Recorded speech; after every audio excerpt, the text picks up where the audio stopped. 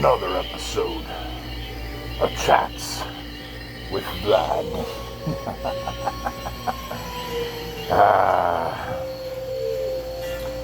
So many things to talk about, so little time.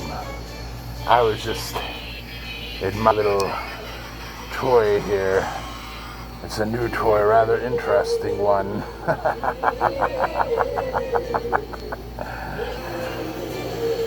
Yeah, that was something that I purchased that I'm thinking of bettering. This was something that I threw together.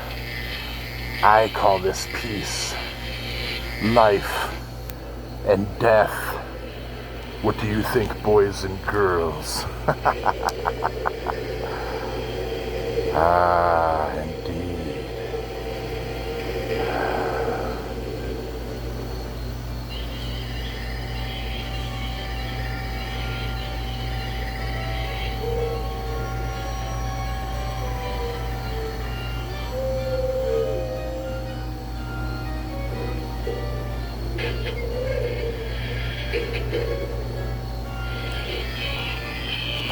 You see, some of my props are just props, and some are artwork. As you may have been able to tell, flair for the dramatic, for the artistic, for the beautiful, and for the dangerous.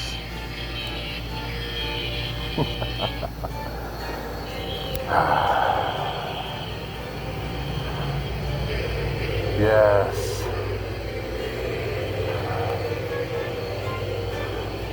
Shout out, by the way, to Proxord. Folks, he's under my subscriptions. If you like clay miniatures, you've got to check this guy out. He has some serious talent. Boys and girls. Well, first, maybe we should start things off with a joke. There was once a boy named Danny O'Shea. And you see, Danny O'Shea, he was 100% Irish. But he was born in America, so he'd never really seen Ireland. His parents were both 100% Irish, but they moved over, and then they bore him. Well, for Danny's 18th birthday and his high school graduation gift from Grandma over in Ireland, she sent him a plane ticket, wanted him to see the motherland. So, Danny, all Americanized, went over there with a head and heart full of dreams and thoughts. He visited with his grandmother for a while, ate some fine Irish stew, and then he went to the town to go see what he could find. And not before long, of course, old Danny went right into a pub, and he ordered himself a beer. But this wasn't a little pissy pint beer. This was a huge stein of beer. And after about 3 of these at the bar, Danny, like any human, had to go relieve himself. So Danny, he went to the bathroom to go to the head, as they call it there, to relieve himself. And while he was taking a leak, he looked over, and there was a 2-foot leprechaun with a 2-foot-long dick. And Danny was like, well, goddamn, how'd your dick get so long? The little guy looked over him. He's like, laddie, I'm a leprechaun. I wish to upon myself. And Danny's like, well, can you wish it upon me? The leprechaun said, "Ah, Danny, you'd have to bend over. You'd have to bend over." Danny was like, "Fuck that shit, man." So, Danny went back to taking a leak, and he looked down at his dick. It was 4 inches long, semi-hard, not very big. He looked over at the leprechaun, and the leprechaun's cock was so long that it had waves in it. So Danny said, "Okay, just hurry up and get it over with real quick." And the leprechaun jumped down, pulled his stool with him, put it in place, jumped up, and he got up behind Danny, and he started doing the dirty. Danny was like, "Ah!" And the leprechaun was like, "Only the tip, laddie. Only the tip." And then Danny was like, "Ah! Halfway there now, laddie. Halfway there." And then Danny was like, "Ah!" And the leprechaun asked Danny. He said, "Danny, tell me something, laddie. How old are you?" And Danny was like, "I just turned 18. And the leprechaun said, "Aye, laddie, you're still believing in leprechauns at 18?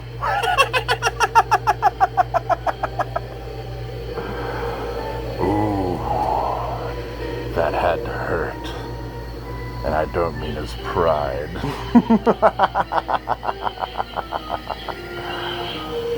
Ah, yes. Indeed. Kind of a long joke, so we'll leave that one at that for tonight.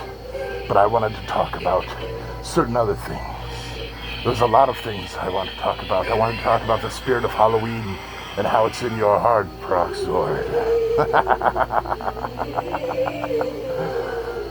It doesn't have to be commercialized. I do this entire show with no budget. I have no sponsors. I have no guide to hold my leash. So, not everything has to be corporate. Some of this shit, my friends, can just be for shits and for giggles. Oh, before I forget, I wanted to show you some of my handiwork. I don't know how it's going to show up. The light's so freaking bright.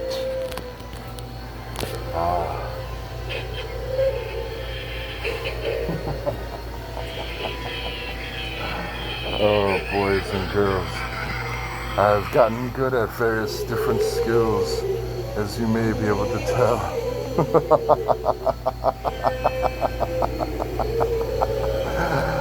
But enough gloating and looking at my pretties. I wanted to bring up several things, and I'm running out of time quickly. So, without further ado, let's talk about good old New York. New York.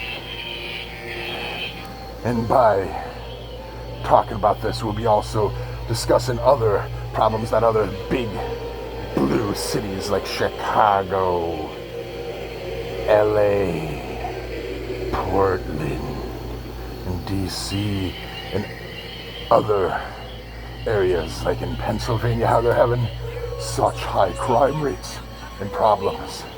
By God, boys and girls, I saw a dead man pinned under a semi-truck get pickpocketed. I guess it's kind of funny. Not much sport in that now, is it? Not to mention a gang of young women, African American if I'm correct, going around in green spandex, calling themselves the Green Goblins. All they're doing is beating up other little girls, the little girls in little tight green panties, beating up other girls. They're not even beating up other ones, so you can't even say it's racial because they're going around beating up other little black girls. What kind of sick shit is that? Back in my day, the Green Goblin was a name that was synonymous with insanity, with fear.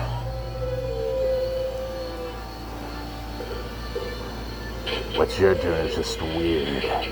I mean, seriously, have you seen what these girls look like in those, I think they're like yoga pants and tops or something? I mean, my God, if you're gonna wear something like that, at least hit up your Peloton or fucking go to yoga or something. Get rid of that muffin top, bitch. Because I don't want to see it. And I'm sure I can speak for the majority of Americans when I say they don't want to see that either. We also don't want to risk lives for $3 subway fares. That's just stupid. Everyone's leaving New York. Everyone's leaving LA. And all those other places I said earlier. I don't have time for that bullshit. But how about this? How about if you guys want to live better lives and be safe and not live in freaking Escape from New York or Escape from LA, which I would love to say it's becoming, but unfortunately, boys and girls, it's already here. And they are already living the nightmare. Not me, though. I live in a free state where they actually care about their people. I suggest you get some government constituents that care about you likewise. And soon. Only a couple more minutes. But I wanted to bring up one more thing with the last 30 or so seconds that I have. AOC, her constituents turned on her. Her very party, the people in her district turned on her. And I laugh at you, Alexandria. She's Alexandria occasionally Cortez.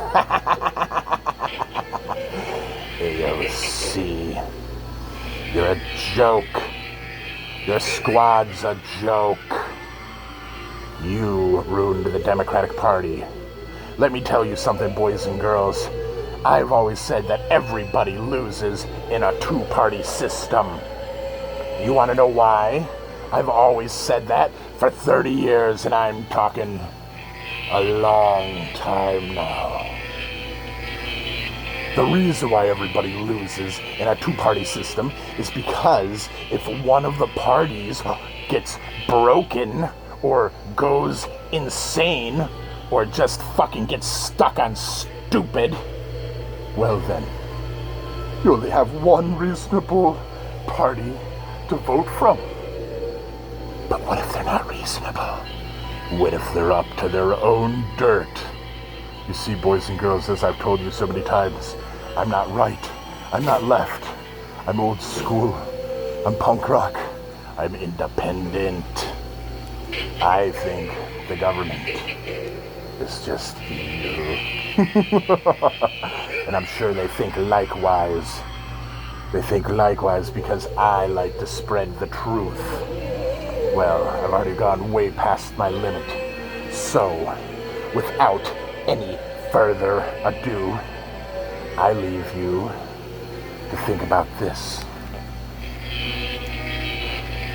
Is the government that you voted for in your district, in your region, in your state, in your country doing what you have asked them to do? And if not, why are they still in office?